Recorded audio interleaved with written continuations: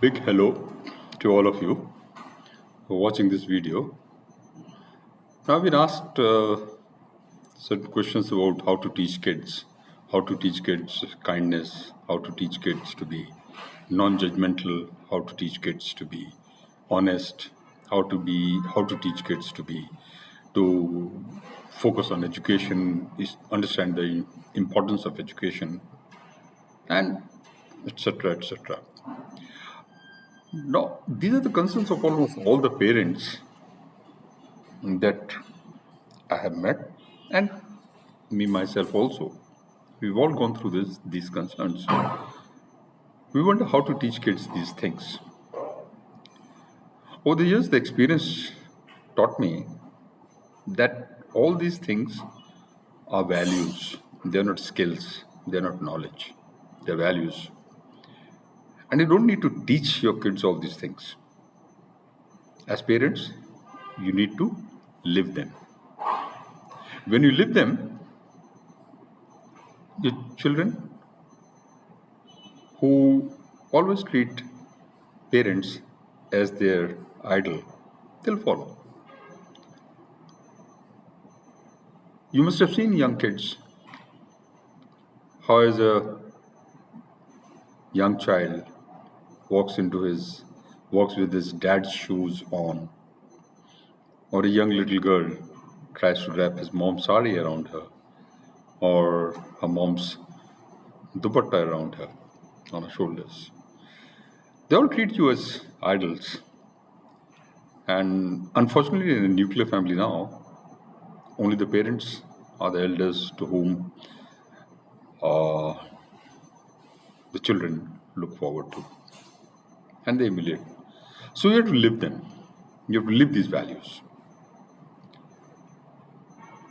I'll give you a small scenario. Your mate comes to the house to do the housework. As is the custom in Indian houses, that when you come, you remove your shoes or chappals outside the house, and then you enter the house. Especially so for the domestic helps. Now, in winters, when it becomes very cold, suppose you buy a pair of slippers for the maid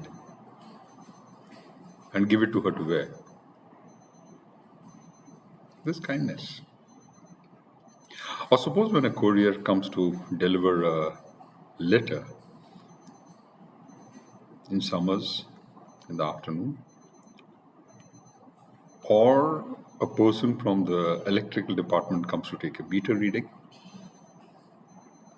in the afternoon in the summers. Suppose you ask them, would they like to have a glass of water? And you actually give them a glass of water with a little bit of sweet. How do you feel about it?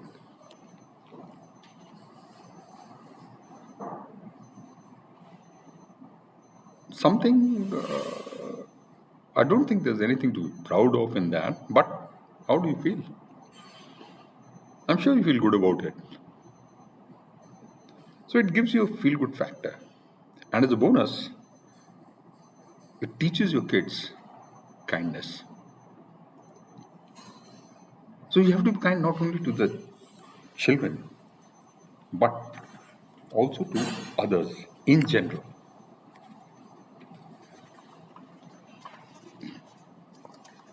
Suppose a neighbor is sick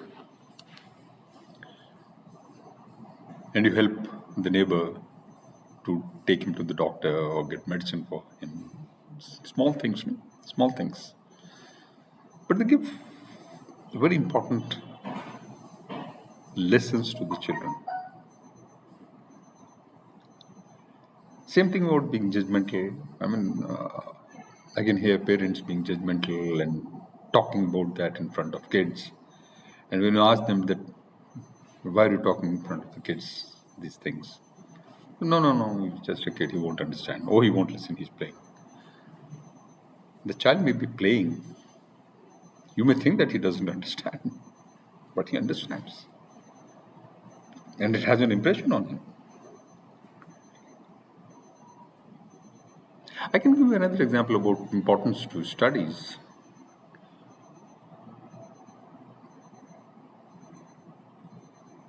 Number one thing is that don't overdo emphasis on studies.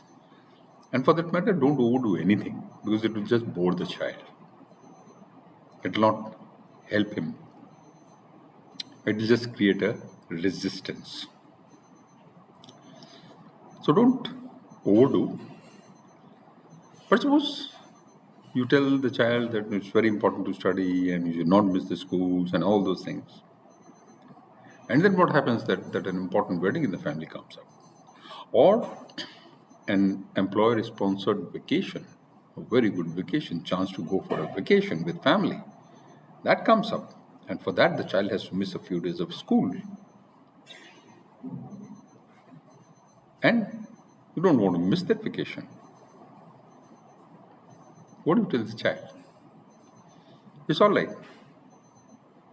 You're giving the message to the child, as you were saying, that no, you should not miss the school. But once in a while you can, if I decide to. Now remember that emphasis on I, that is you. And rest assured, believe me, before the child gets into the adolescence, this persona of I will be changed from you to the child. And then the child says that I decide when to go to school and I decide when not to go to school. Things look difficult, but they're correct. You have to do it the hard way. You have to live it.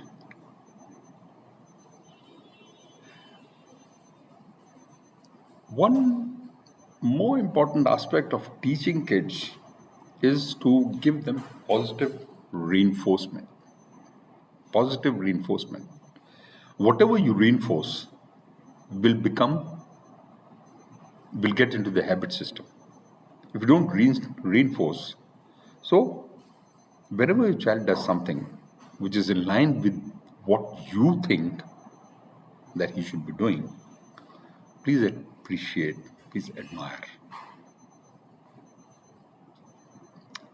If you don't reinforce, it'll get lost. And don't reinforce things which you don't want him to do, even if he's a child.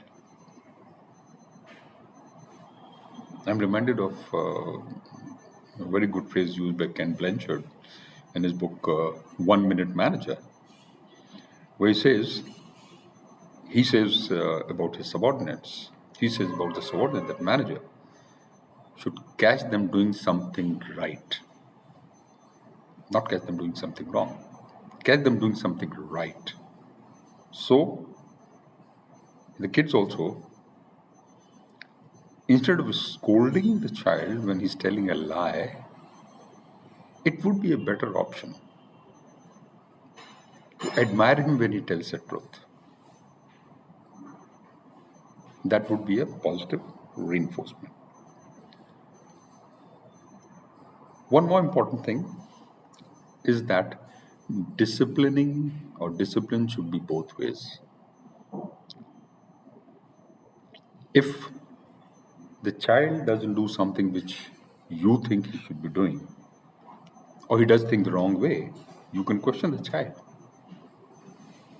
But if you violate your own principles, does the child have the liberty to question you? Please give him that liberty. Because if you don't give that liberty, the child very soon will understand that all these rules are only for me, not for dad, not for mom. So please do that. One last thing that I'd like to talk to you about is, and then I'll leave it, hopefully, and I understand that though she's planning to organize a question answer session on this, I'll talk to you on that. But one more thought that I'll leave you with is teach your children gratitude. Now again, how you teach children gratitude? By being yourself having gratitude. Tell children the importance of positive things in their life, what they've got. Teach them to be happy, to be thankful to God, to be thankful to everyone who does a good turn to them. It'll make you happy, it'll make the child happy. It'll make growing up of the kids a fun for them and fun for you also. I hope to meet you soon in the question answer session. Thank you very much. Thank you very much for listening to me. Thanks a lot. Bye.